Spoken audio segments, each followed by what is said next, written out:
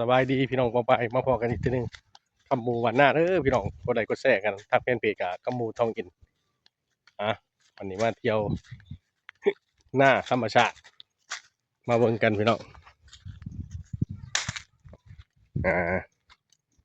นี่เขาว่าธรรมชาติอ่ะ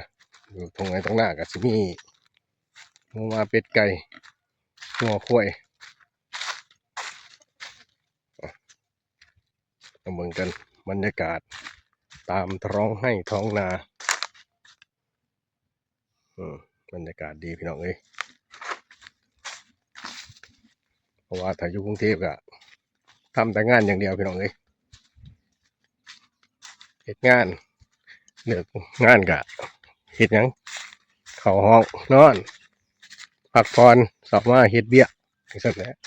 แต่ละมื้อแต่ละเว้นชีวิตก็วนเวียนจังซั่นแหละท้องไร่ท้องนาก็ยามแล้งบ่ได้หน้าแล้งก็หากินหาอยากตามธรรมชาติเด้อชีวิตบ้านนอกมีหยังรายจ่ายก็สิบ่หลายแหน่จะมีหลายก็บุญยินกินทานแต่ละบ้านรายได้ก็บ่หลายเท่าใดแหละแต่ว่าก็สิอยู่แบบธรรมชาติแต่พี่น้องเอ้ยนี่แหละคือชีวิตบ้านนอกบ้านนาเข้าใจเลยอยู่ไปกินไปพอแล้วมื้อได้เพิ่นแม่น้ำนี่ก็สิเป็นแม่น้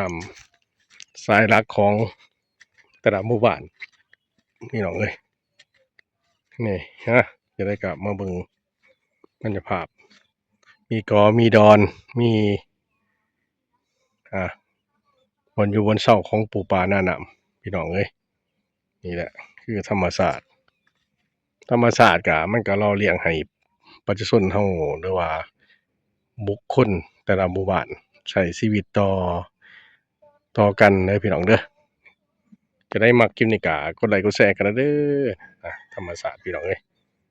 ธรรมศาสตร์นี่บ่มีอิหยังเอาไปได้ก็บ่มีหยัง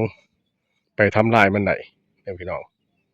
แต่ละบ้านแต่ละเมืองก็สิมีธรรมชาติควบคู่กันไปเด้อพี่น้องเด้อจะได้กดไลค์กดแชร์เด้อคำหมู่บ้านนาเด้อคำหมู่ทองอิฐทางแฟนเพจคำว่าสบายดี